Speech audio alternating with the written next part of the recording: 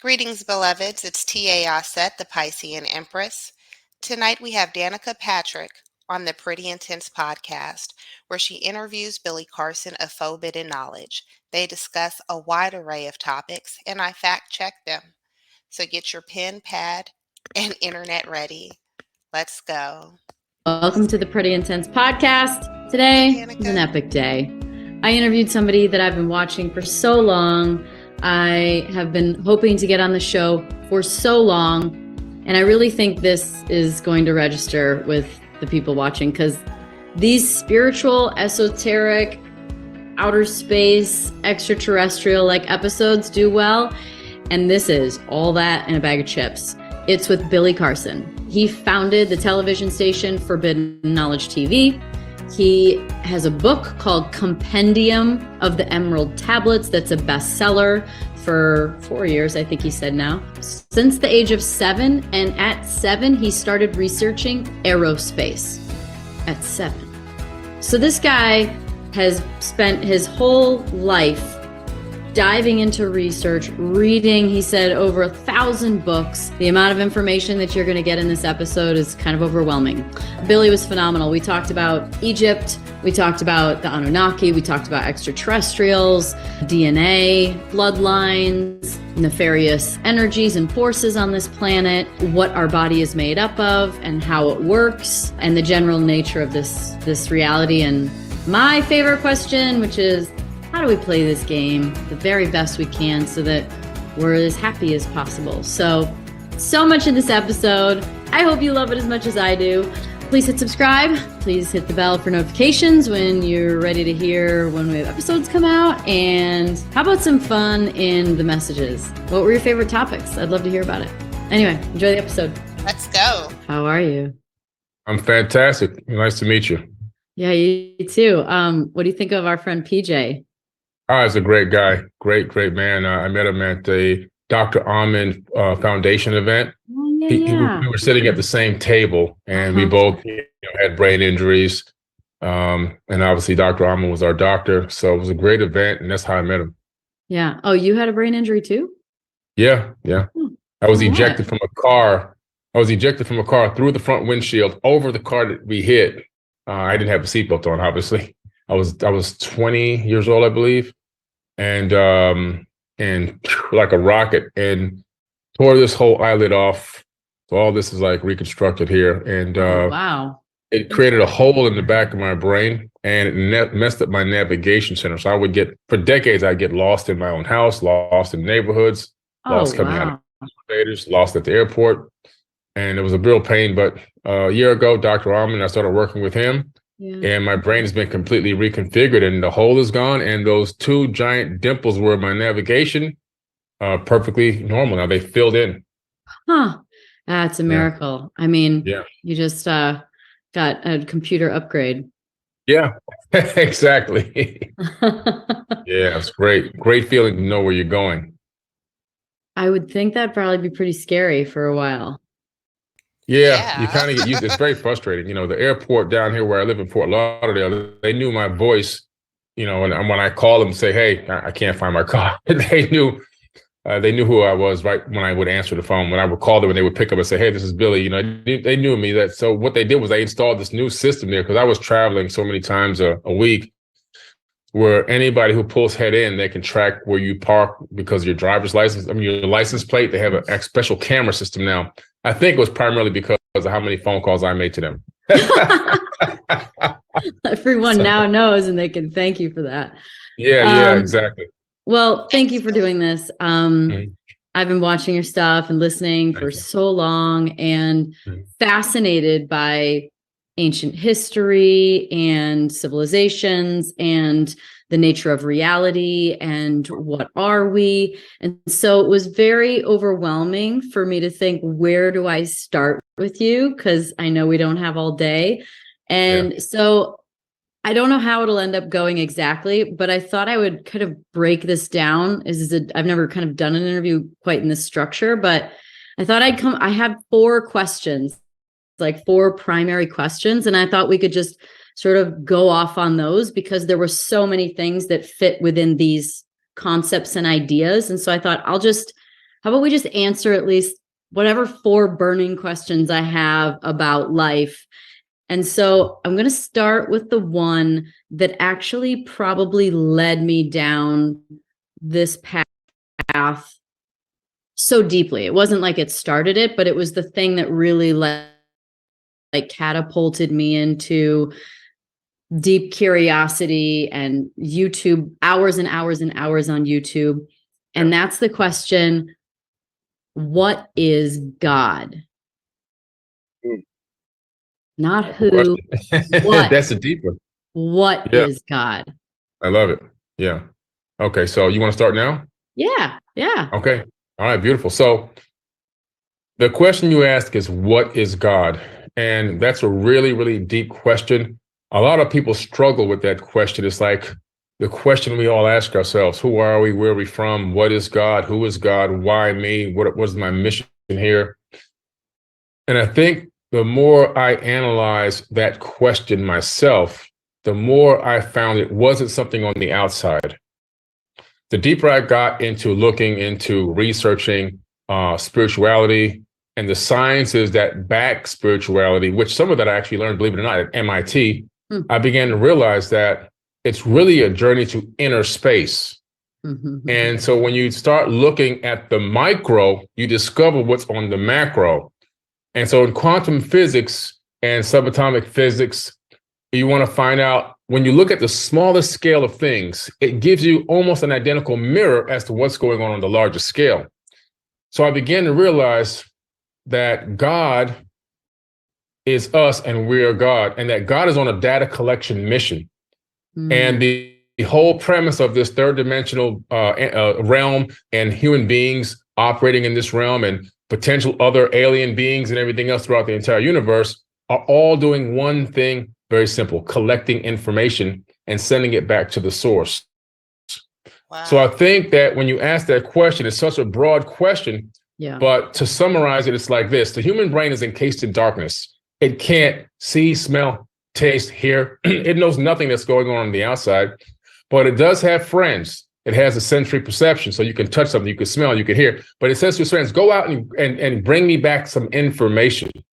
Okay. So the friends go out and they touch and they smell and they taste and they hear and they see, and they bring that data back to the brain. And then the brain takes that data, and then the friends don't know what they have. They only have the information. They got to bring it back to the brain. The brain then sorts it all out and projects a hologram as to what's potentially going on outside of itself.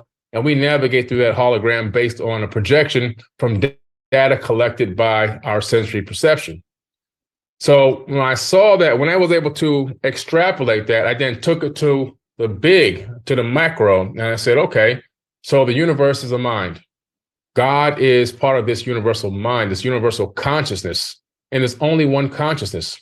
And it has really separated itself into Googles of entities, because Google's a number, and it separated itself into, Google's an actual number. Yeah. Oh, wow. It's not a search engine. Oh my God. So what they're trying to say is we've got so many searches, because they've named their search engine after a number. And so it separated itself into Googles of entities so that it can find out what it's like to live in the third dimension subjectively, as me, you, a blade of grass, even a rock, a tree. And so all of these living things that exist throughout the entire third dimension are all doing one thing. They are transmitting back to source all the information of what it's like to be a blade of grass, what it's like to be Billy Carson, what it's like to be Danica Patrick. And so the universal consciousness is actually taking this information, and it's actually collecting this data to analyze what is it like to operate through this grand experiment of this third dimension. It's a learning process, and we're all a part of that. And so God has literally imbued every atom in the entire universe with this divine consciousness. And we know now through every single individual atom, it has electrons orbiting it, and those electrons can make conscious decisions based on observation. We know this because of the double slit experiment in quantum physics. So because every atom is conscious, that means that everything made of atoms is conscious. So This whole universe is one entity experiencing itself subjectively as ghouls and googles of entities and things that exist and things that we think are inanimate. Like even this microphone, for example, is made of conscious atoms. So this microphone is not just an inanimate man-made object. We didn't make this microphone. What man did was stack conscious atoms together like Legos. And then because of the format we stacked them in, it allows us to utilize this as a microphone. And so it's all about understanding that we are God and God is us. It's in everything and we're in everything. And separation is an illusion. Division is an illusion. Distance is even an illusion. Everything is actually all one. We've been given this grand experiment through the third dimension to experience the illusion of these things. But in reality, it's all about sending information back to source. And it starts with us. We all are God walking in the flesh. There's only one consciousness. If you can imagine a radio station in your neighborhood, it's transmitting out all these frequencies, right? 99.1, 99.2, 99.3, so forth and so on. And so what it's doing, that one central location is sending out multiple frequencies, right? Waves of light. And then you have a receiver, and that receiver's, you tune it to pick up 0.1, 0.2, 0.3, 0.4. And so that's what's happening. I'm 99.1, you're 0.2, 0.3, 0.4. My avatar body has been designed to encapsulate point number frequency of the one consciousness that's already being transmitted from one source. It gives me the illusion with you that we're two separate beings, but in reality, our spiritual energy is coming from one source. You just have picked up a slightly different frequency of the source, and I did as well. So I'm attuned to 0.1, you're attuned to 0.2, and so forth and so on. And that's how it actually works. So it's a frequency. It's a frequency. God is a frequency. It's our job to tune in. God is not a man. You hear people say reference God as him, he. They have this illusion that there's this sky daddy with a magic wand floating around granting wishes. That just really, in my research, isn't the case. It's more of a frequency, a divine frequency that is imbued in every living thing in the entire universe. So where did religion come along? That's a great question. So in ancient times, people were more into spirituality. And then they just, when we got to one of the highest advanced civilizations, which started out in Sumer and then migrated over into the land of Kemet before it became Egypt. Was that Sumeria then? Is Sumer Sumeria? Yes, it is. Sumeria, yes. And when would that have been? The tablets date back about 6,000 to 8,000 years. But those tablets we discovered were recopied from even older tablets, which going back probably about 100 to 200,000 years prior. We're talking about a deep, deep, deep antiquity of super ancient culture. Even in the Emerald tablets, when they relocated home base to the land of Kemet, in the Emerald tablets, they're 36,000-year-old texts. They rebuild the land of Kem out of the mud, because there was a great flood. So we're talking about ancient knowledge. They said they rebuilt Kem. They didn't build it for the first time. They said they were going to bring it back up to a high level of civilization. So it was already high before the flood. And we're talking about tens of thousands of years ago. And so they began to create these mystery schools at dawn of this new era, 36,000 years ago. The gentleman who started this, his name was Thoth, Thoth. And he's known as a wisdom keeper. He's known all over the entire world. And every continent I've been to, there's a depiction of him there. Even in the outback of Australia, they've got him etched into a petroglyph in the rock. Okay. And so this is wild. Nose, so this right? guy's The beak, the long beak nose. Yes, exactly. That's him. He doesn't really have a bird head, but he's depicted as such because the ibis bird depicts bringing darkness to light because the beak is so long, it goes deeper down into the mud to bring sustenance up. Symbolic. And so that's symbolic, right? Symbology, that's exactly what it is. But he ruled over the land of Kemet for 14 or 16,000 years, roughly thereabout, according to the ancient Egyptians. And then he left there and went to Mesoamerica and kickstarted the Teotihuacan civilization in Mexico City. You have Teotihuacan, you have all down throughout Tulum and all the way down to Chichen Itza. That was all his master architectural plan. And Teotihuacan is part of his African name, which is also known as Tahuti. And Teotihuacan in Mexico really means the city of Tahuti. that he built out there. So he left there, and that's why the pyramid complex there mirrors the one at Giza in Africa. And Kem, when you refer to Kem, is where he went next. That's Egypt. That's Egypt, yeah. So Kem, after Kem fell, after a golden age, they fell, and when it came back, the Dogons were overthrown there, and they were moved out to Mali, Africa, and a new group came in. And that was probably closer to one of the first dynastic periods that started. And that was still a long, long time ago. But over time, the name Egypt, which came out of Greece, took hold, and that's the name we call it today. But the original name of the land is Kemet. And so these mystery schools started. And so these mystery schools were to teach the verbal teachings. And then when some of these super masters began to pass away or leave or disappear, whatever you want to call it, some of these pyramid priests and temple priests realized the power that this knowledge had and began to alter and remix it. They understood the psychology and the neuroscience behind this and how it could control masses of people. So they started to twist the scripture and twist the words and kind of people into a box and put real controls on them and dominate them and secure them, bringing them food, bringing them sacrifices, bringing them money. The sacrifices were not for God. The sacrifices were so they can eat. They weren't going to go hunting. Yeah. You know what I mean? A lamb. Sure. Yeah, exactly. If you go to Egypt, you go to all these temples, you'll find the storehouses where all the sacrifices will be put and salted and stored and hung and dried so that these people can have food to eat, because they weren't going to go hunting for anything. They weren't going to grow any crops. So it was all a big scam. So religion started with Thoth, or was that just because he started putting things down on a tablet? So this was sort of the start of it? Yeah, so they took his teachings, his spiritual teachings. He's all about seeking the light, evading the darkness, understanding how to raise and be born again through conscious thought. The first baptism that was taught is in the Emerald Tablets. He talks about being baptized via elevated consciousness, being able to rise up to another level and look back to see where you were before. And you'll be born again many times in one lifetime if you continue to ascend. It had nothing to do with splashing water and dumping your head in the pool and all this other kind of stuff. That was also another twist of the information.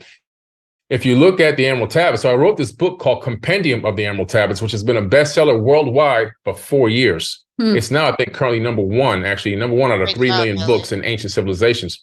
In that book, I put the New Testament where Jesus is speaking, and I put both the Atlanteans' words from the Emerald Tablets side by side.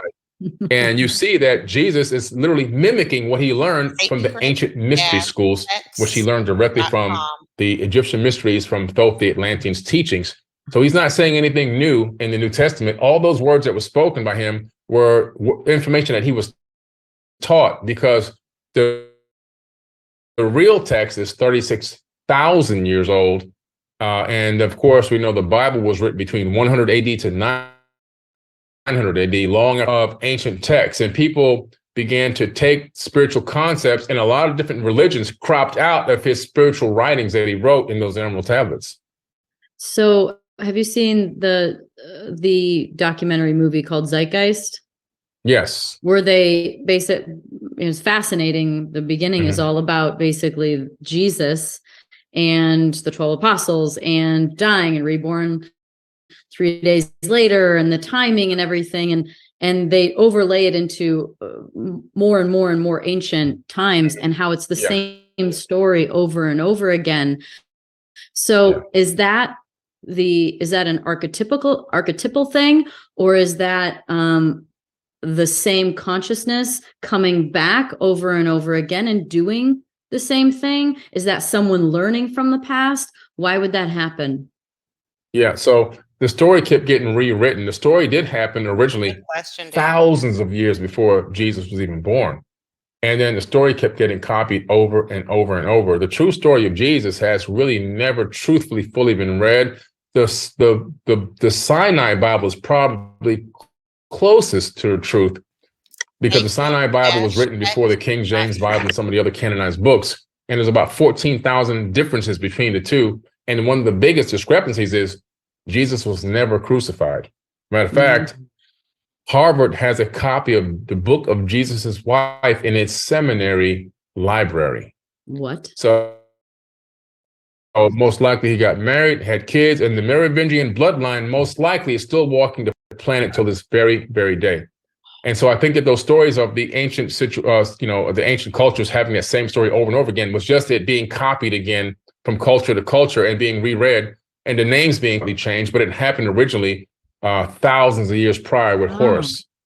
So did the actual actions happen again, or it's just the story being rewritten over and over again? Just the story being rewritten over and over again with different names to the same exact tale.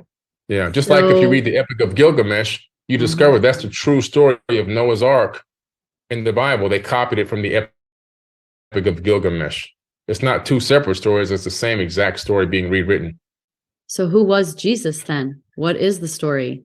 I believe that Jesus, his real name is Yeshua. First of all, he was a real person that did exist. I've been to the house where he grew up in Egypt, because if you remember in the Bible, Jesus disappears from the Bible at the age of 12. Disappears. You don't see him again until he's 32. He's gone. Where does he go? The Gospel of the Holy 12, which was left out of the Bible, has the answer. He goes to Egypt. I've been there. If you go to Coptic Cairo, you can go to the house where Jesus and his mother lived in there in that area, and they turned it into like a crypt now. So you can go there, you can see where the bed he slept in and everything is still there. And he was learning the Egyptian mysteries. From there, he went all the way up into Tibet to learn Reiki healing and Qigong, and that's been confirmed by the Dalai Lama. And then he left from there and went down into India to learn the mystic arts, teaching reincarnation all the way back to Egypt. And then the Bible picks up, I call my son out of Egypt, and then you see him appear on the back of a donkey in Jerusalem at the age of 32. And that's where the Bible text picks him back up as coming back in. But he was a very spiritual being. He was a virgin birth.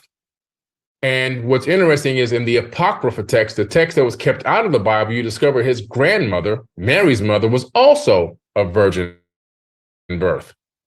And if you look at the Sumerian tablets, you discover that these virgin births were not unusual. They were experimenting in these types of in vitro fertilization techniques, where they would take an egg and put it in the womb and take it to term, not their egg, another woman's egg. And they have this whole section in Egypt called the Hathor's temple at Dendera, where they had these birthing centers where they were doing this. I've been there. Yeah. When you walk into Dendera, the first temple on the right, before the main temple, and then there's Isis's temple behind that. Yes, that's it. Absolutely, yeah. Well, they get that right. At least they said that was the birthing temple. They got that right. Yeah. I think he's half human, half Atlantean. That's my personal opinion. So if they were placing an egg inside of a woman, it wasn't hers. Right, correct. So he was a virgin birth, and so was his grandmother was also a virgin birth. They were planted on this timeline for a specific reason by the people who control from behind the scenes, which were they called themselves the ordainers of destiny in the Sumerian tablets. They believed that they had the right to control destinies on this planet. And they would use this crystal tablet to see potential outcomes and futures that they wanted, and they would then pick the one they want to coalesce into one real outcome, and they would go ahead and putting action behind that to make that reality come true for them. Masters at manifesting. So was this bloodlines then? Were they playing with bloodlines and the inherent skills that these bloodlines or these inherent genetic advantages that they had? Was that what they were working with to create a superhuman? Yeah. You're exactly right. They had, prior to the flood, the Anunnaki, who are also the Atlanteans. That's the same people. The Atlantean is a civilization. Anunnaki means those who came from heaven to earth. So it's like if we travel to Mars, I wouldn't say I'm Billy Carson from Boca Raton, Florida. I would say I'm an earthling, right? So Anunnaki is that generalized term. Atlantean is the type of civilization they created. So basically what you find is that before the flood, they didn't even interact with the hominids that were on this planet. They didn't interact with us. Our cousins were here, not Homo sapiens sapiens, but a different version of us was already here. Then they started tinkering because they wanted to create a slave race of people. And then after the flood, they decided to utilize this new tinkered genetically modified version of a Homo sapiens sapien. And they would create leaders of these areas. Like, for example, a pharaoh would be, and the initial pharaohs would be a direct bloodline of one of these Anunnaki people. In other words, it would be half human and half Anunnaki, where the term demigod comes from in Greek and Rome and all of that. And so they would make that liaison, that bloodline liaison between them and the people. As time continued to go by and cultures and the way that the economics and the civilizations and the kingship and everything changed, they began to then, for whatever reason, handpick specific people to do specific things. And they would then create these genetically modified or bloodline people.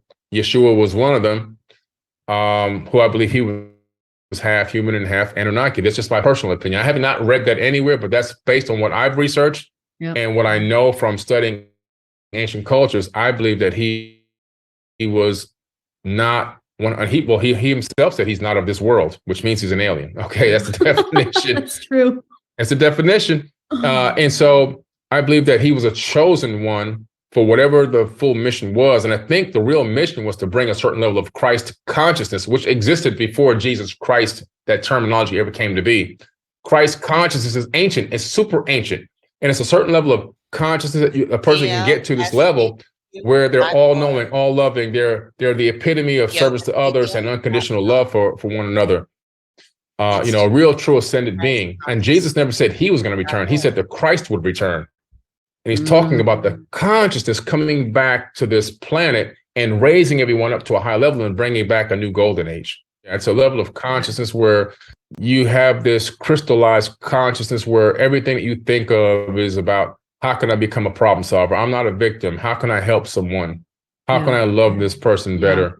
How can I solve problems before they happen? Because a genius will solve problems before they happen. So these people were high-level thinkers. They'll think into the future and think of what all the outcomes can be and then create solutions before they even need them. That kind of level of thinking, how to heal people, no suppression of medical technology and information and stuff like that, creating a true super Christ civilization. It definitely looks like in ancient times, Akhenaten and Nefertiti. Yeah, there's no chance that they're like human like we would think. They had very androgynous, odd bodies, long heads, extended skulls. Like did they really exist, or are they okay? I always wondered that about some of the ancient history of Egypt and Osiris and Isis, and were they sort of energetic representations? Are they archetypal to describe a story and a pattern, or a consciousness or an energy, or were these really people? Yeah, they were real people. They actually did live and exist and walk amongst men. They said that they would walk amongst men, but unlike men, which means that they were something a little different. And when you look at the stories about them, you realize that they were real. They have found the bust of Nefertiti. They found this statue of her full body, which exists. The head's missing, but the body is there, so you can see the full body. Was it like Akhenaten? Was it an Akhenaten-shaped body where the hips she had were a really lot wide? She had a lot of curves. So did Akhenaten. Yeah, I know. It was weird. It's weird bodies. Yeah.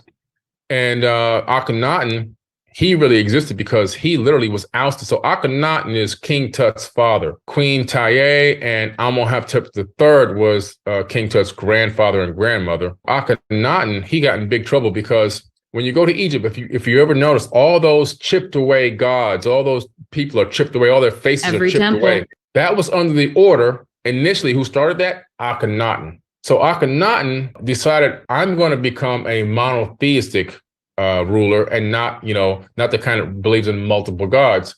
And so, and what got into him was Amun-Ra, who's also Thoth's brother. His name is Marduk in the Bible and the Jewish Torah, but in Egypt, his name is Amun-Ra.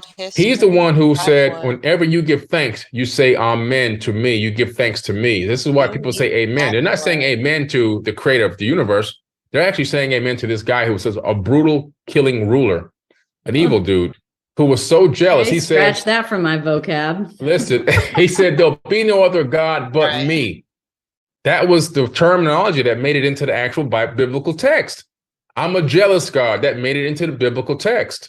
Why would the creator of the universe be jealous? Why would the creator of the universe demand that other gods, which means there are other gods, I'm surprised they have left that in there, exist. And so this was Amun-Ra talking. You can look him up on the Jewish American Library and all that stuff. His name is all over the place. He's all in there interacting and talking and creating all kinds of issues and problems. And he told Akhenaten that you worship me and you get everyone to worship me and deface all the other gods. So Akhenaten started ordering and decreeing that all these things be chipped away everywhere you go. Chip away the faces, chip away the ears, and noses. He told us it was the Romans when I went. Yeah, no. Akhenaten. Go into the super ancient history. You find that Akhenaten, that's why he was kicked out of Egypt. He was kicked out of Egypt. And when he left Egypt, he went to the Great Pyramid.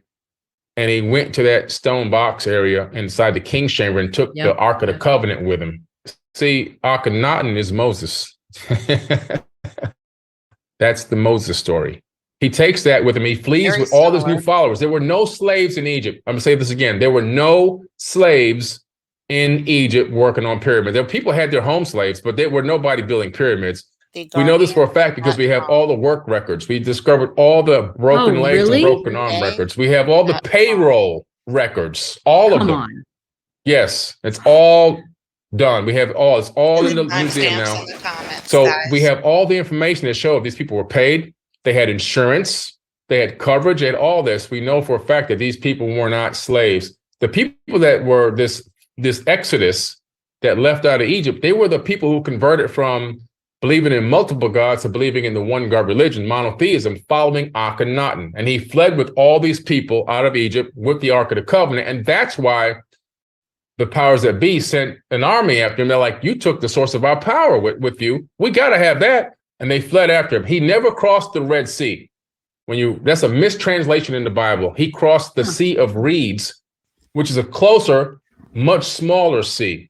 And when you do the geological rewind, which we have the computer models simulate now, around that same time frame that this happened, there was a massive earthquake and a tsunami estimated to be in that region, which means it would have sucked all the water out and would have come crashing back. So you see how stories get remixed. What's happened here was a natural disaster and perfect timing.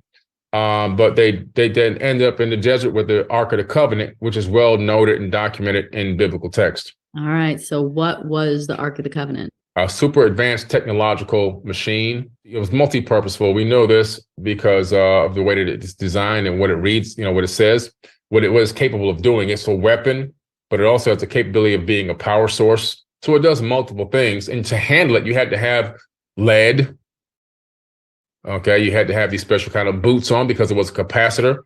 And some scientists at several universities experimented with recreating the Ark using the instructions that are in the Bible. And it was so powerful, they had to shut it down. What? Yeah. This is, anybody can Google this. This is like, it was mainstream news about maybe 15 years ago. They've done this already. They reproduced it and it actually turned on. What did the cherubs do? What did the angels, the cherubs do? What were they? The cherubims at the top pointing each other? Electricity? Electricity, yes. Exactly. A big spark. When you look up the video on YouTube, you see a big spark jumping across an arc. That's the arc. That's why they call it the arc. It's the arc, which is the the electromagnetic arc. It jumps from one cherubim to the next. I've also heard that incense and the smoke from it was used to be able to see the energy, be able to see like the electricity and the energy working, that it was part of a way to, and that's kind of where some of the incense became ceremonial. It's like when you see a laser show, they have to put that mist out there. It's the same exact thing. Light the air. Yes, exactly. Same exact thing. That's exactly what they did. I also heard there were more than one arc too. There's more than one arc. That is correct. There's more than one arc. There was more than one arc. They've all been taken now, so nobody knows where they are. The last one that we knew of was in Ethiopia at an Ethiopian church. And a guy discovered it there about 7 or 8 years ago, and he went public with it. And then within a year, it was stolen from there because there was no military, no police, no security, just some temple and church priests, guarding it. So they took it very easily. And I was the last one known of that was publicly available. The rest are probably in some type of a military bunker. I think Graham Hancock did a pretty deep dive on the Ark, and anybody that interacted with the Ark would essentially not want the job because they would die. Right. Yeah, they would die. They would get what looked like radiation sickness. Their eyes would start bleeding, their nose would start bleeding, their nails would fall off, their skin would boil, their hair would fall out. That sounds like radiation sickness. So what did they use it for in ancient times where it was productive? The Great Pyramid itself is a power generator. That's one of the purposes. That's just one. It was a multifunctional stone computer also, but just for the purposes of this, it was built on top of an aquifer. And the Nile used to run very close to the pyramids on Giza. Now it's way meandered, way off. It used to go up all the temples. All the temples have their ramps. And you can see that it doesn't look like normal steps. Like the water was right up to like all the temples, right? Exactly, right up to them. And the water running underneath the Great Pyramid would run underneath in that aquifer. And that moving water would then run right underneath the solid granite, magnetized granite that was there, crystal granite. Now, when you have running water against magnetized crystal granite, which is the base there, it creates physiostatic electricity. Those ions would get pushed up into the Grand Gallery, and they used to have resonating rods in the slots going up the Grand Gallery. When it got to the King's Chamber, some other type of fusion would happen, and it would then send the energy up through the apex, and the apex, which is now missing, would then transmit it out wirelessly to the obelisk, which then collect this ambient electricity. And if you had a JED, you can pick up this ambient wireless electricity. You can see the JED connected to light bulbs and so forth, like an Indera. The JED has the 3 or 4 bars on it. Exactly. And so Nikola Tesla copied that same energy power technique with the Wardenclyffe Tower.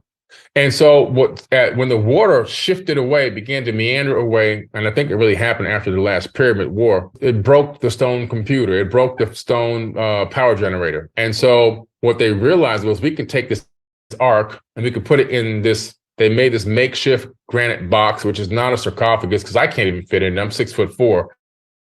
I can't lay in. I fit just fine. I was totally fine. My toning inside of the box sounded great. Nice. But it's definitely not big enough to be a sarcophagus. When you've seen the real ones, they're giant. They're massive. I had to bend my knees. Yeah. So I knew it wasn't a sarcophagus, but it's the same exact, I measured it. It's the same exact dimensions as what? The Ark of the Covenant. Identical dimensions, which means it fit right in that box. And so if you don't have the water, you need something else to arc the power, perfect location to put it in the King's Chamber to send the energy through the apex. Wow. So they can keep the wireless energy going. Free so energy. So when Akhenaten took that, he took the power source for Egypt. Send you right back in time if you don't have power. Yeah. And also no one would want that right now because institutions would lose billions of dollars because you would be allowing free energy. Free energy puts everyone on the equal playing field. No more third world country. If you got energy and water, everybody's equal, and they don't want that. They want to keep the boot on the necks of the people and control and hoard the power in one region so they can dominate the rest of the planet. What do you believe the temples were used for? Temples had a couple of different purposes. One, they're built on top of these extreme magnetic fields. And so in some way, they would harness those magnetic fields for some type of energy purposes. In some way, they were utilizing this energy for like the fountain of youth. They would utilize it for anti-aging techniques, anti-aging methods. Also, there's a couple of temples that sick people would be allowed to go into. Right. They would walk between these two magnetized granite plates, and it would heal them. For the Anunnaki Atlantean people or the pharaohs, it was anti-aging. They've done experiments inside of some of these temples and some of these similar magnetic fields where plants grow twice as fast and are more abundant. And so, they were built. Plus, also the design of them had ancient secrets and mysteries encoded into the actual construction technique that was left behind for people to read. People who knew, the brick masons and so forth, they get information from these structures and buildings in the pattern of the building of the temple, like how the rooms were organized, how you'd walk through it. Yeah. Right. Exactly. I ended up getting a feeling when I was there that it felt like where they used to practice magic, what we would call magic now. They used to, it felt like somewhere they used to practice those things, do everything from change the weather to heal people. See, they understood something. So the English language, which has now dominated the entire planet, that's not an accident. The English language is the weakest language. And what I mean by that, words have power. Words can literally affect and change the ether of space-time itself. And the further back you go in time, the closer you get to the language of light, which is what the ancient Kemetic people and Egyptians would speak back in ancient times. Those words had supreme power over reality itself. And so, you know, just speaking certain ways and saying certain things can control different outcomes. Because we know cymatic frequencies, which are created by our vocal cords, they emanate out of you. We think they're just words, but they're actually codes that the universe picks up, programming codes, and then the universe then enacts those codes. That's how a lot of things happen. And so it's a way of, you know, creating different realities, and it's the power of the voice and the power of speaking. And so, you know, coming into English, which has now dominated the whole planet, we have one of the weakest forces that we can speak. It's easy to understand, it's easy to pick up, but it has the least power over the space-time energy.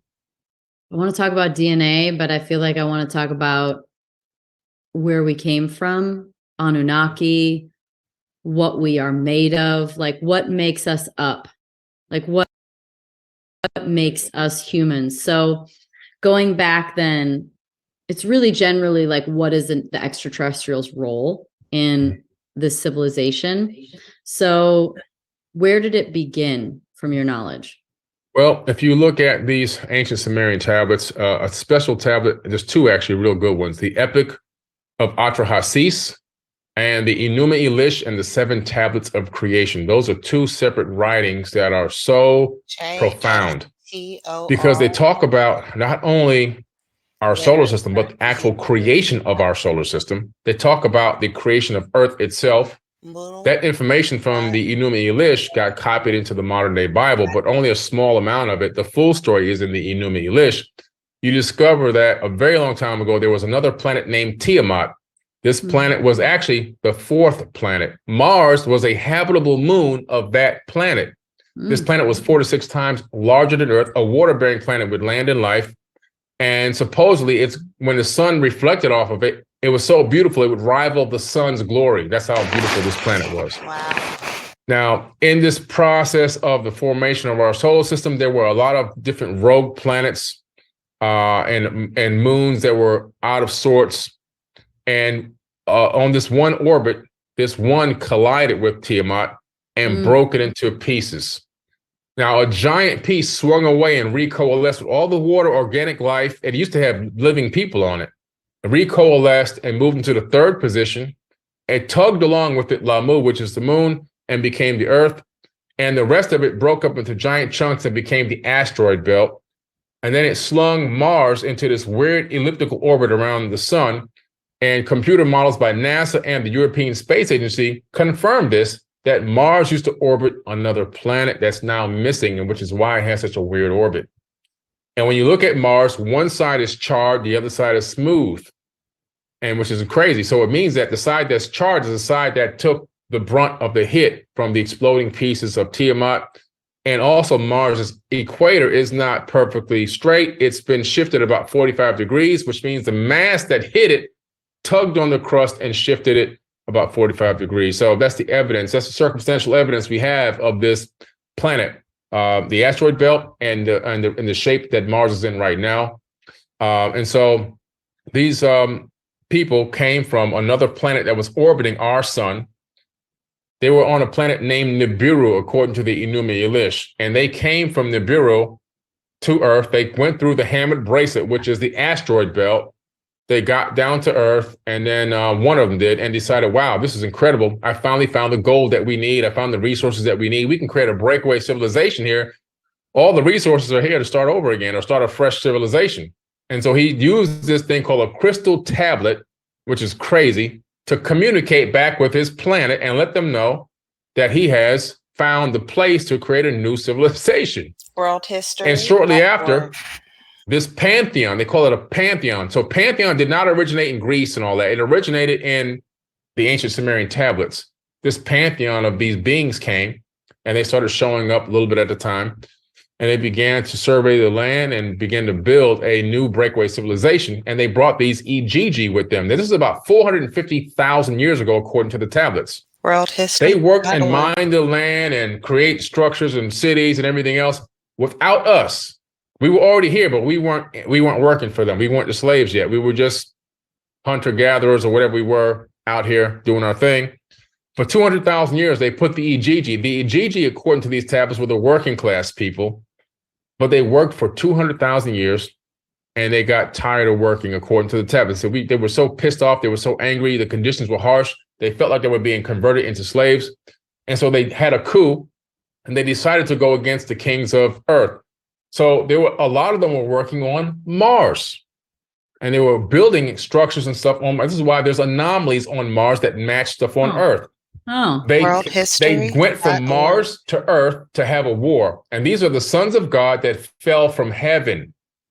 They came down because God, who not the God of the creator, but the God of these Anunnaki people, was Anu, the father of Enki and Enlil, the uncle of Thoth and Marduk, Amun Ra. And they encircled their camp in a place called Calendar in South Africa. They found this location. This location is a tourist attraction now. It's the very first gold mine ever discovered. They can date it all the way back to that time frame. Because the Anunnaki needed gold. Origins. Right? Exactly. They needed gold, amongst other things. I don't think they were shipping it back to their home planet like Zachariah Sitchin was saying, but they were utilizing gold. Gold is a technological element. You need it for everything, right? We couldn't have any, I couldn't talk to you right now without gold inside this mic and this computer circuit board and everything else. And so it's the foundation of a high level civilization. And so they decided, Enki says, I have an idea to stop this war. There's an existing being on this planet. We can add our essence to it and have it bear the load. In other words, we can genetically modify it, make it more, make it understand what we're saying, make it less volatile or whatever, domesticate it, and then we can make it do the work that you guys are doing. You guys can take off now. And it was agreed upon in the tablets. So they started this project of capturing hominids and tinkering with their DNA. And they started off with this cloning system at first. But the problem was they couldn't mate. When they would mate, they weren't having babies. Just like if you made a tiger and a lion, you have a tigon, but you don't have babies, right? So they were like, man, what are we going to do here? This is crazy. It's too much work to have to keep making these slaves, and we don't want to go back to war against these people. So Isis says, I have an idea. Isis? Isis. Or Isis says, I have an idea. She was part of the story. Yes. She says, I'm going to take an egg from one of the women. And they took the egg and they cleaned out some of the... She's represented by the egg. That's right. Okay, sorry, keep going. That's okay. This is on the Sumerian tablet. She took the egg and she cleaned out some of the genetic material or whatever they did. They made a zygote. They added some of their essence to the egg. They say essence. I think that's genetic modification in my understanding. They took this zygote, which is what you call in modern science. They put it in her womb.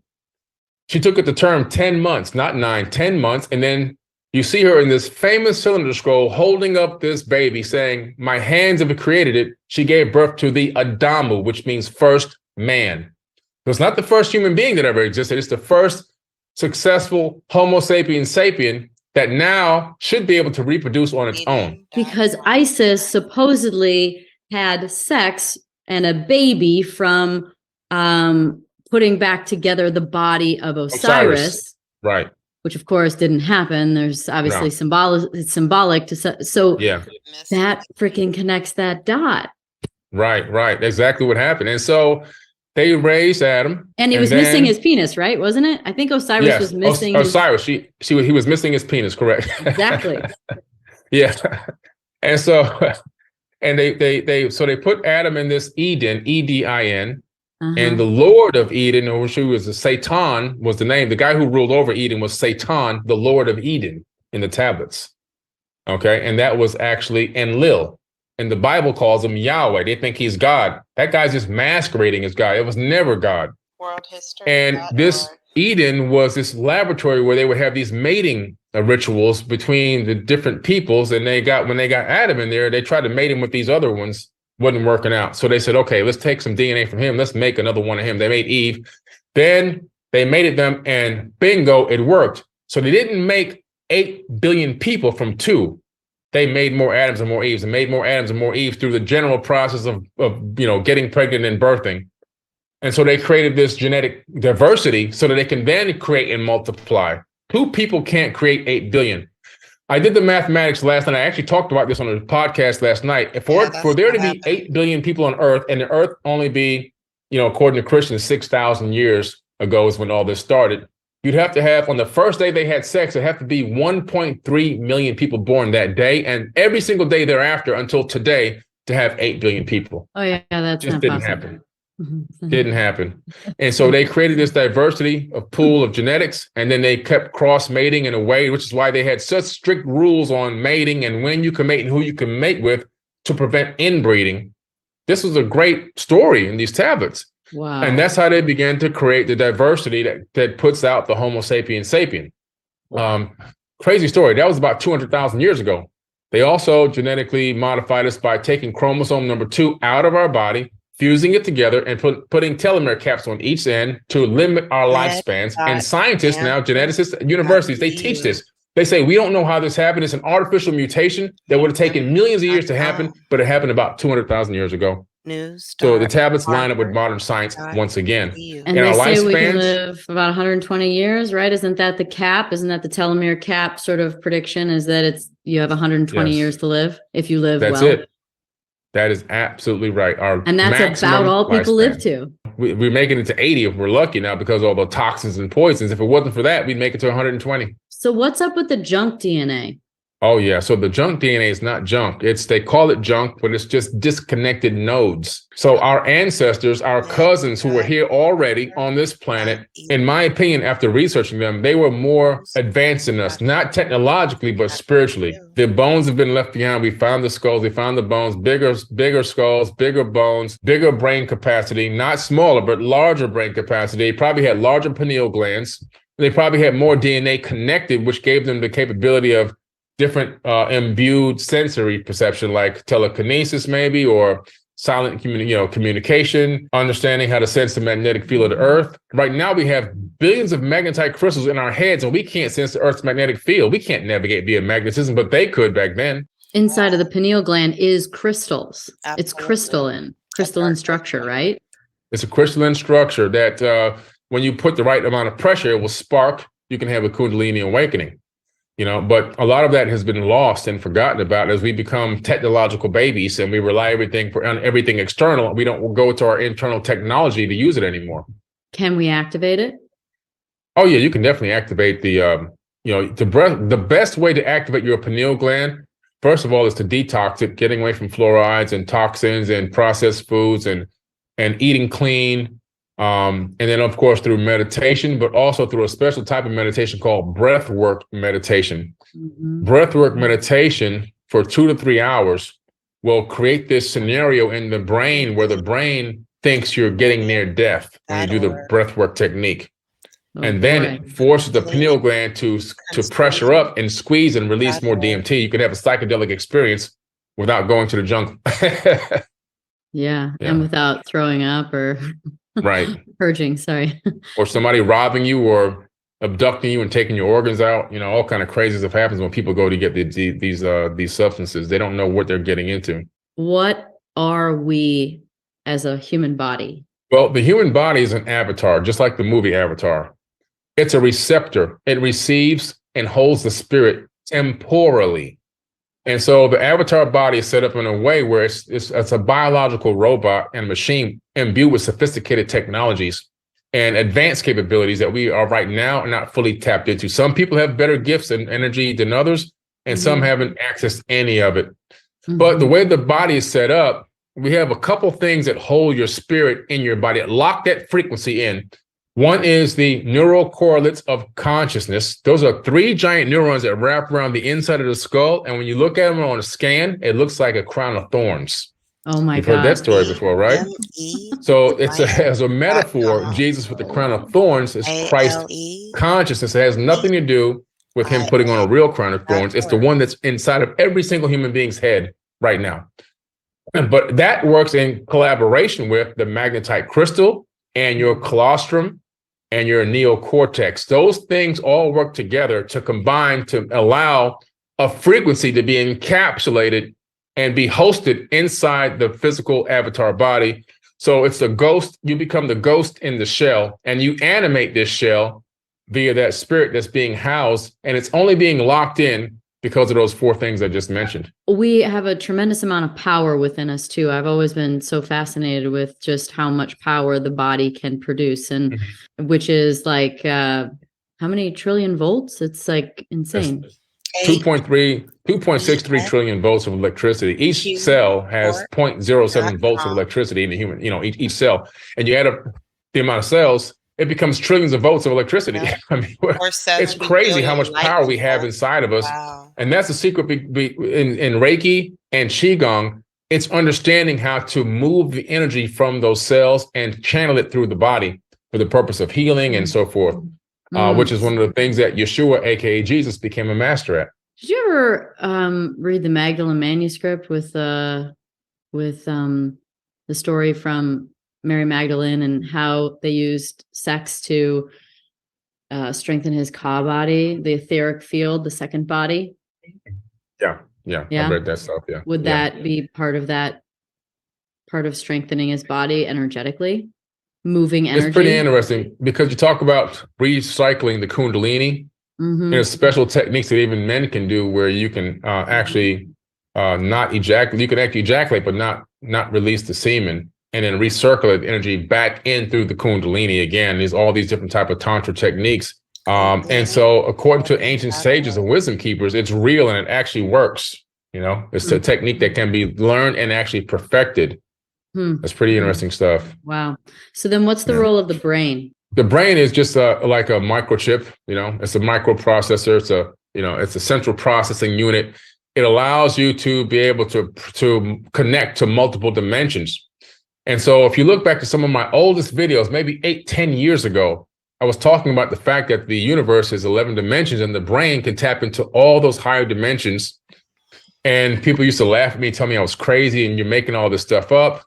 Just last year, in 2022, scientists at the Brain Institute discovered that the brain now connects to 11 dimensions. Yep. And that the universe, where I got the concept of 11 dimensions of the universe, first was from theoretical physicists like Michio Kaku, saying that the universe is 11 dimensions or it will collapse.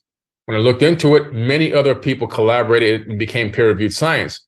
So then I hypothesized that the brain is connecting to those 11 as well, because we are multidimensional beings, and those are the dimensions we're connecting with on a moment-by-moment basis. And we have the capability of tapping into higher knowledge and higher dimensions. And then to 2022, it finally comes out, they discovered it's actually real and that the brain is a multidimensional functional computer. It's a processor. It allows us to tap in and have it and incorporate spiritual energy and also what we call physical third dimensional feelings and energy. So it combines the spiritual and the physical together in one place. How can we have more awareness for those dimensions? The best thing to do is get into what I call a Merkaba meditation. Merkaba, 3 words actually sounds like one, but it's an ancient meditation technique that I actually teach this, and I do a guided meditation on my TV network. You actually end up going through this meditation where you step into your vehicle of ascension, which is what the Merkaba is. It's this star tetrahedron that's counterclockwise spinning. And you actually can get inside of it and take it to higher dimensions. You can travel to dimensions through the Merkaba. It's even talked about in the Emerald Tablets. Thoth talks about traveling to these higher dimensions as well via the same exact technique. Could this be also then used as time travel? Like, because when I think about time travel, I think we want to take our body and go somewhere else. But look, like, I feel like you time travel at night when you go to sleep. You time travel when you do certain modalities and techniques like breathing or EMDR or something like that. You can revisit the past. And so, like, in your opinion, what would time travel actually look like? And are we actually already doing it? There's a couple ways to do it. If you want to look at the non-physical movement of it, it can be done through the mind. We know that through remote viewing, through other mind techniques and thought experiments, that the mind can travel backwards and forwards in time to collect information. Mm-hmm. The mind can even be sent to different locations to collect data and intel, which the U.S. military actually had the CIA had a military program for. It's called Project Stargate for that one purpose, sending minds outside of space and time to gather intel against foreign enemy and stuff like that. So we know that's a real program that actually existed, and it's 100% possible. The other way is through these different types of meditations. You can create the same situation or scenario. With those talks about utilizing it to go through these gates, the gates of heaven. He says the gates of heaven is not what people think. It's these stargates that take you to other dimensions and locations. And at these higher dimensions, the past, present, and future exist at the same time. It would be like me looking down at myself from a higher dimension. That would be like looking at myself in the house I'm in now. From a higher dimension, I can see myself in every single room in this house, but at a different stage in my life. And I'm witnessing it all at once. Okay, so that's another form of time travel. And then in the physical way, we time travel all the time. If you hop on a plane, if you get into a rocket and go into space, if you drive a race car, anyone that's moving away at a specific speed relative to somebody standing still is moving forward. You're moving forward in time, just ever so slightly, tiny plonk units of a moment. But they're measurable. Yeah, measurable. Going backwards in time is also possible, but that would require the capability of moving higher percentages of the speed of light, because that would allow you to go backward in time. The problem with going backward in time, you have the grandfather paradox. And so if I go back and kill my grandfather, how was I born to go back in time? I solved that paradox by saying and hypothesizing that if I travel back in time, the reason why I can kill my grandfather and still have gone back to do it is because I'm now on an alternative timeline. Sure. I don't think you can go back in time on the same timeline. You shift into an alternate universe. If you go forward, you can stay on your same timeline. If you go backward, you shift into an alternate timeline. That's my personal hypothesis. I love to go into the thought around quantum entanglement and how it's possible to affect an atom at one side of the universe to the other instantaneously. The quantum entanglement. It's amazing. Quantum entanglement first came to me when I was just doing a walking meditation. It came to me as parabolic down conversion. And so I go and look it up. A lot of my information comes to me like that. And then I go research it and find out it's actually real. That. Yeah. It's the craziest thing. It's coming from the field. You're getting it from the field. And then I find that with so many brilliant people that are doing this total esoteric knowledge research, is that you actually back into it. You're like, you have an epiphany, you think something, and then you figure it out. So exactly. It's exactly how it happens. So I'm like, parabolic down conversion. So I go look it up. It's the method used to take two particles and phase shift them on the same frequency so that you can quantum entangle the particles. Then you can take one particle and shift it to the other end of the universe if you can get there. And when you change the particle local to you, the other one will change instantaneously. In other words, if one is in a spin rate up, the other one will go spin rate down. When you twist this one and put it down, this one will go up and vice versa. So you can create this up-down communication between two entangled particles. It goes even further than that. Scientists now discovered that you can quantum entangle through conscious thought.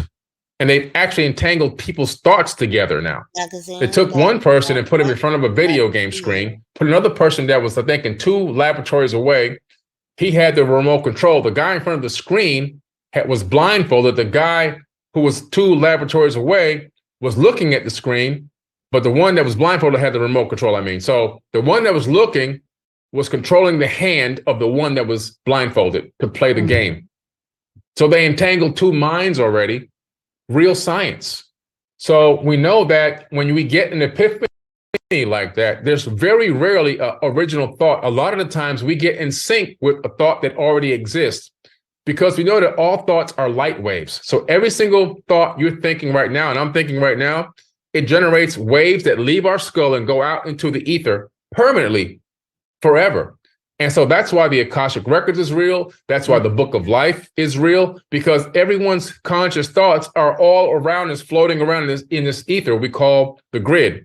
And it's all this, everything everywhere is all connected. And so you can get in sync with something and you can download it. And if you can discern that download, you can have an epiphany moment. And so quantum entanglement is so incredible, because if you really understand where we're going to go in the future with communications, it's going to be quantum entangled communications. So right now, if you travel from Earth to the rings of Saturn on a vacation, it takes you 3 months to get, send a message back and to get the message, get the message to Earth and get the message back to the spaceship. So if there's a problem, you really got a real problem, because nobody's coming to help you. But if you have a quantum entangled communications device on Earth and you take one with you in the ship, or you have a communications array that's been launched years ahead into deep space, you can communicate with the array or your quantum entangled communications device. In real time. You can instantaneously send a response and get a response back. And so that's where the future is going to go with this quantum entanglement. But as far as humans go, understanding that all thoughts and ideas and concepts most likely are downloaded from the field. Very few original thoughts. I think that almost everything that can be thought of has already been thought and exists in this soup. Just like an alien race 2 light years away can pick up I Love Lucy from 1960, because that radio wave, which is a wave of light, can be picked up and decoded, and you can watch I Love Lucy from 1960. So what's the mechanism that connects it, though? And this is where I get a little spun out. And I've heard from a physicist that inside of each and every one of us is a black hole. And then I start to think that maybe we're this, it gives me like this pathway to a loop, where everything, you are the universe, like you hold all the frequencies and patterns. So there's just this sort of like infinite looping that's happening within you, but also in the universe, because it's one and the same through possibly like black holes or something. Is that it's through fractals. Right. We're a fractal of the whole. And in a fractal, if you look at a hologram, if you go to the smallest piece of a hologram, you'll find the whole image in the smallest piece. The only thing you lose is resolution. And we're living in a fractal holographic matrix. That's what we're actually living in. And this whole thing is one giant energetic grid. And the thing about it is distance is an illusion. The distance between where I am now in Florida and wherever you are right now in the world is actually, it doesn't even exist. We're local in the same location. We're still connected in the same location. Individuality, separation, all illusions doesn't exist. There's only one entity and one consciousness providing this third dimension with the illusion of separation. And quantum entanglement, and the way that an avatar body is set up, like from thoughts, for example, if you look at our mind, and then you also look at Einstein's theory of relativity, if you take a planet in space, it warps space around it. And that warped space allows things to fall toward the planet. That's the warped gravity, effect. Mm-hmm. Our conscious thoughts warp the ether of space-time and create this well. And that's how the law of attraction works. Things fall toward us based on what we're warping, what we're focusing on. The energy field that we're using to warp, that's what begins to fall towards us. Your thought is what is being warped towards it, which is why you have to be careful what you think of. Exactly. So we're creating our own gravity wells, and we're creating this situation where, we are entangling with information based on frequencies, and whatever that frequency we're on when we're thinking, that's the warp space that's now sending back low frequency things. Or if you're in high frequency warp space, it's sending back high frequency things. You're entangling with things in the universe based on the frequency you're at. So one of my greatest questions is, these are such deep rabbit holes. And someone like my dad would be like, why are you looking into stuff that you can't prove? I'm like, well, you got to ask the question. If we can get closer to the answer, then I feel like I'll know how to live this life better. I'll know how to play this game better. So what does all that teach us about how to best play this game of life and be as happy and joyful as possible? Yeah, great question. Because that's really what's on everybody's minds. Like, how do I play in the matrix here? Like, what am I supposed to do? And when I began to realize that I was on a data collection mission, and my mission was to not only collect the information, but figure out a way that I'm supposed to bring heaven to earth. I'm not supposed to wait to die so that I can live. I'm supposed to live now in this realm. And then when my corporeal body releases my spirit energy, I'm going to live again and again. And every ascension process, my mission is to achieve the highest, most best lifestyle, living entity, energy, help, love, expressions, artistic creation that I possibly can in every single dimension. And I think that for me, that's the understanding I got. And so when I figured that out, when I had that epiphany, I said, wow, my job here is to, how many people can I help? How can I assist others? How can I learn how to walk in abundance? How can I be true to myself? How can I be the best that I can be? And also, how can I stop and smell the roses and be blessed and enjoy my blessings and be thankful for every single thing that I get my hands on, everything that comes to me? Absolutely. How can I truly be heartfully grateful for it? I learn my lessons. When something happens and goes wrong or I make a mistake, do I continue to make that same mistake, or do I learn from that and become better and better and better? And that begins the process and the step-by-step process for ascension. And that will ride me out of this realm and out of this dimension into the next one, so I can continue to build on that and become better and better and better. So it's to progress through the dimensions? Yeah. See, the third dimension is a proving ground. It's a testing ground. It's an area, a place for you to come as an inexperienced soul and begin to learn and make mistakes and grow and see what you can do, and also a certain level of suffering. And then when you begin to master this dimension, I think that people who don't master it keep coming back over and over and over again. I think you can get to a point, according to Thoth and the Emerald Tablets, that you actually can then begin to incarnate at will, he says, where you can incarnate on and in the plane that you desire. So plane means dimension. So he's saying that you can get so good at this game that you can actually come back in any dimension you want, or any location you want, any time frame you want, past or present or future. Let's talk about perhaps the more nefarious evil forces here that hold us back from that reality. Yeah. What would they be? Both calls them the Dark Brothers in the Emerald Tablets. He says the Dark Brothers, and behold, of the Dark Brothers, they're behind the scenes, pulling all the strings, controlling the world, controlling the people from behind the scenes in the darkness, which is exactly what we have. We have 100 families operating behind the scenes, controlling 8 billion people. World history. And what he warns is that it's really our fault that this happens, and this has happened. He's absolutely right. If you understand what's going on this planet and the control and the boot that's on our neck right now, we have been in complete collusion with that happening to us. We have allowed it to happen because there's no way 8 billion people. We participate. Participation is our collusion. It's our approval to continue to accept what's being done to us. And what they've done is something brilliant: divide and conquer. They've got us divided, which has conquered us. They've got the political system, left wing, right wing. You got the races, black, white, red, yellow, green, blue, whatever. You got all these things. You got the different kind of churches. You're Protestant, I'm Catholic, no, I'm Baptist. All this is separation, right? And so with the separation tactics, what's happened is we can't see the smoke that they're blowing up our butt. We have to realize, look, we got to come together. We need to organize. We need to stop playing this game. There's only one way to stop this cabal from operating on this planet, and that's for all of us to come together and do one thing: just stop playing the game. And when we do that, we will then create a new economic system. We'll create a new structure for leadership in this country, or the world, actually. And we could release suppressed technologies and create an abundant civilization on this planet, because there's more than enough for 20 billion people to live here and thrive.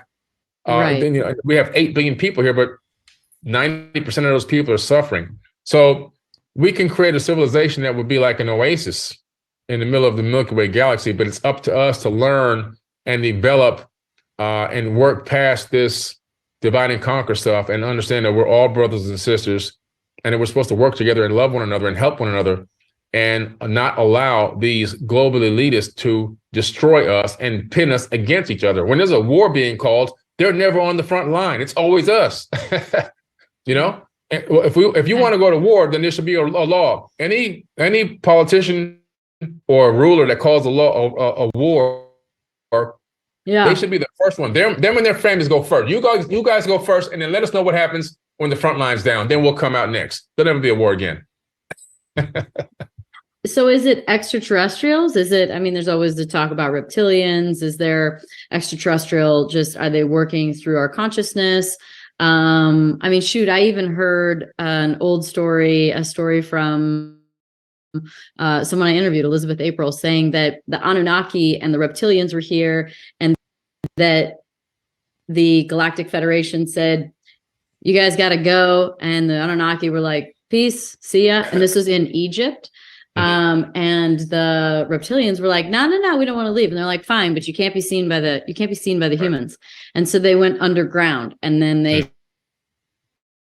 started going through our consciousness to control us, and that they essentially still run the world, but we just don't see them. Some of it comes out of the Nag Hammadi scripts. So they believed in this reptilian type of a race that was in this phase shifted reality that can actually dominate mankind from this behind the veil type mechanism. They also have another one that kind of looks like an embryonic person, but it's embryonic. It looks like a gray alien, kind of weird stuff in these Nag Hammadi scripts.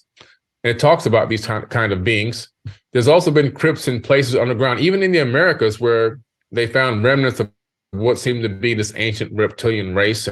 And of course, in Sumeria, they found the Ubaid culture with thousands of statuettes of these reptilian people. So there could be some truth to that. There could be some actual truth to that.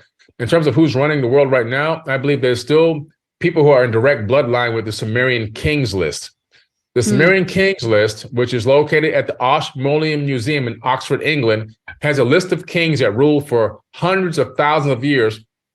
And these kings were not humans. They were these Anunnaki people. Some ruled for 14,400, one ruled for 28,000, another one ruled for 7,800 years. And these ruling periods are like mind-blowing time frame. I had to go there in person to witness it and look at it with my own eyes, which I did. And there are people who believe they're the direct descendants of these beings, and that they have the right to rule over human beings still to this very day. And so I think a lot of those are these families behind the scenes that are ruling. They could have more of a direct bloodline to these alien people.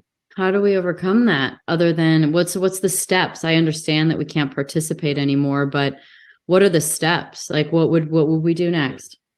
Well, the steps are what you're doing, a podcast like this, the work that I do, and many others around the world that are trying to help awaken mankind from various different aspects, podcasts, TV shows, productions, internet influencers, books, and everything else we got going on.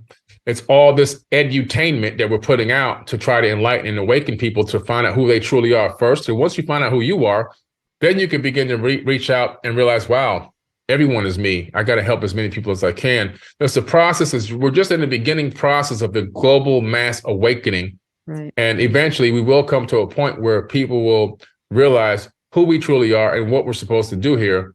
And we will take back control of this planet, because no empire can persist forever. I've read over 1,000 books, scriptures, cylinder skulls, papyruses. I've been all around the world to all kind of indigenous ancient cultures. Nowhere has it ever been written that one empire is going to rule for all eternity, not one place. And so I think that we're in a situation where there's this cycle with circular civilizations that rise and fall of civilizations, and that at some point we will rise back into a golden age and take back control of this planet. We're in the process of it right now. What was the last golden age? The last golden age was approximately 27,000 years ago. Isn't there a cycle, about a 26,000 year cycle or something like that? Yes, the Kali Yuga cycle. Now, there are many golden ages in between, but it's not global. Like Egypt has had a couple of golden ages within the past 10,000 years, but it's just an isolated area. And so, but a pure global wide golden age, every 26 to 27,000 years, you'll see this cycle of rise and fall. Right now, I think we're in the Tetra Yuga. So if you're going around the Yuga cycle, the side on the right is like going back into the bronze and starting all over again. I think we're beyond that. We're in the side over here in this lower left corner, rising back up towards a golden age. We're in the beginnings of the Tetra Yuga as we're heading into the age of Aquarius. Do just humans keep coming back over and over again, and there's extinctions that happen and we start over and we just have to kind of rebuild? Is that essentially what happens? And in your research, is there a certain point in which that happens? Is it always following the golden age? When does that happen within this very pattern-oriented, fractal nature of this reality. Right. There's a lot of collapses that have happened via geological disasters, and that's a part of another cycle that we're in as well.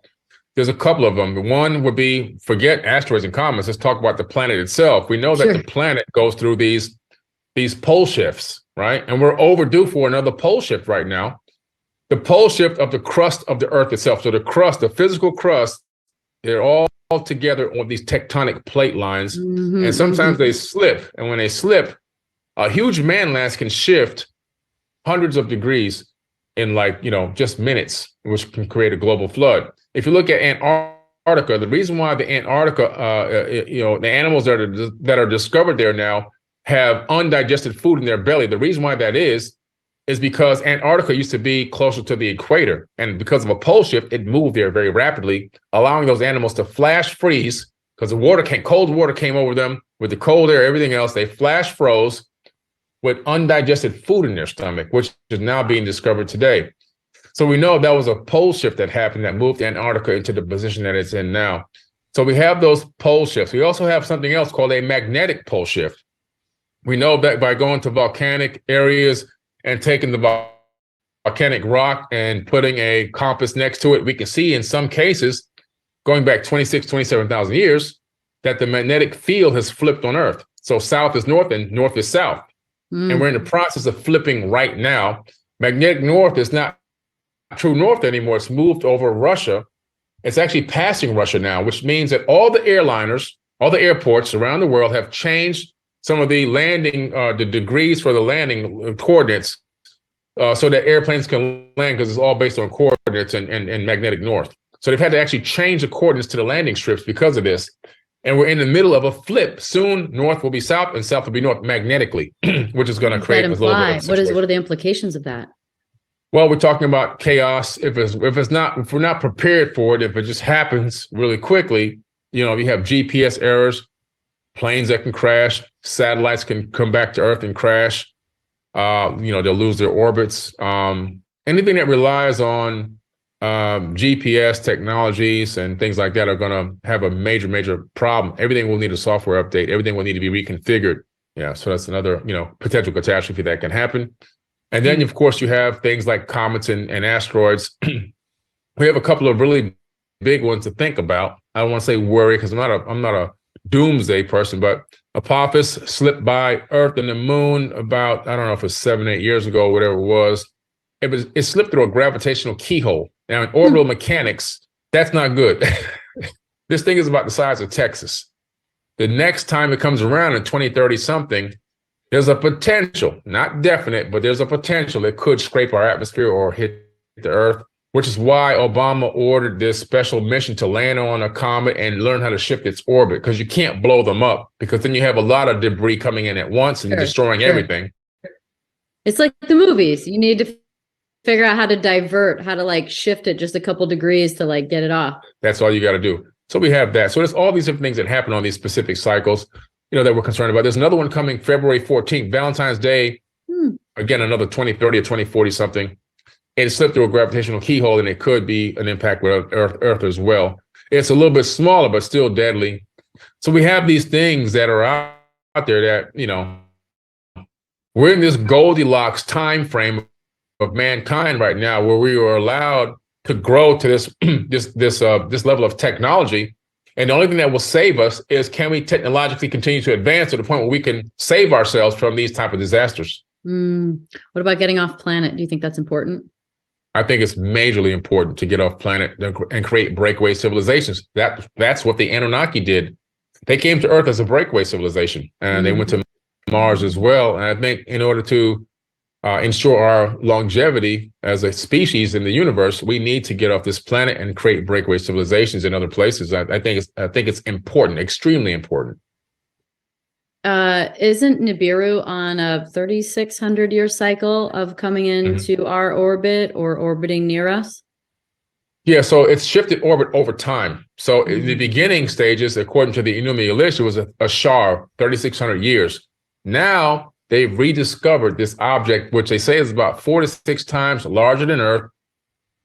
in this very strange elliptical orbit around our sun, and it has a brown dwarf star with it. So it's orbiting a brown dwarf star, and this brown dwarf is orbiting our sun every 4,200 years now. So it's shifted over time. It's moving. Okay. Just like our moon is moving back a few centimeters every single year. In about, in 100,000 years, it'll be a tiny dot in the sky. Same thing is happening with this brown dwarf in Nibiru. So is it your understanding that Nibiru coming into our orbit on its cycle has been part of our evolutionary upgrades? It's been part of geological disasters, not the upgrades. The upgrades came from the Anunnaki coming here and tinkering with our DNA. But the biggest part of our genetic upgrades and our DNA upgrade has been the fact that our solar system undulates up and down like this as it goes around the Milky Way galaxy. Now, this undulation represents hundreds of thousands of miles, hundreds of millions of miles up and down. Right now, we are at the galactic equator line. So we're direct center to the supermassive black hole at the center of our galaxy, the Milky Way galaxy. There are super high charge streaming particles coming straight at us, right from the Milky Way center, from the black hole, right towards us and penetrating us and altering and changing our DNA. These supercharged energetic particles are, in my opinion, changing us, upgrading us, helping us to awaken ourselves as well. Does this affect the Schumann resonance on the planet? Is that what that is? Yes, it affects the Schumann resonance on the planet and the frequency of the planet itself. I'm 40 years old. In our lifetime, are we going to see a drastic difference, or how long do you think it's going to take to really, truly evolve? The evolution of our consciousness happens very fast, although because our lifespans are short, it seems like it's taking forever. So you look at 100 years ago, we were in a horse, buggy, and carriage. And now we can put a remote control car on a planet like Mars, right? And look around Mars. Yeah. We've come a very, very long way in a short period of time. I think consciously we have the capability of seeing some significant change in our lifetime. So I'm 52. I'll be 52 in September. And so I think before I leave this earth, and as long as nothing crazy happens to me, I'll get a chance to witness some of the most miraculous and most incredible changes in the way that we think and perceive ourselves and the world, and how we begin to change this planet. I think I'll be in the very beginning stages, at least get to witness some of that before I leave. And so it's this process where, it happens over time. It could be another 3,000-4,000 years to see the world we truly want to see, but we'll get glimpses of it. And like I say, mankind is like a baby learning how to walk. So right now we're crawling and we're trying to grab onto the edge of the couch or a little table and pull ourselves up. And so we're getting this excitement with this global awakening that's happening. It's the baby trying to stand up. Eventually that baby will take a step, but then the baby will fall and it'll look like it all came crashing to an end again, and people will get depressed and angry and frustrated, but it's just a process of learning how to walk. Eventually that baby grabs on, it cries, but it grabs on and pulls up and takes 2 steps, falls, 3, 4, 5 steps, falls. Eventually the baby learns how to walk. And that's where we have to get to. That's why it's going to take so much more time. Yeah. Walking is a series of controlled falls. That's the actual definition. And we have to get to that point where we're controlling our fall. Oh, wow. All right. If there was like one tangible takeaway that everyone could to grab onto and keep in mind, what would that be to help our ascension and to help our evolution?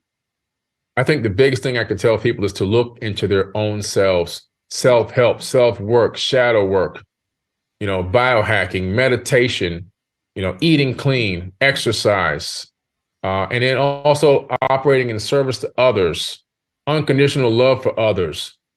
When somebody gets you angry or frustrated, that's a mental test. Can you withdraw those emotions? Can you feel them, but work through them and then say, you know what, that person did something to me, but I bless this person, because we have the power to bless people. Somebody cuts you off in traffic, don't get angry and flip them off. And I hope they make it to their destination safely. These are the type of mental, spiritual tests we need to be putting ourselves through on a daily basis to get ourselves to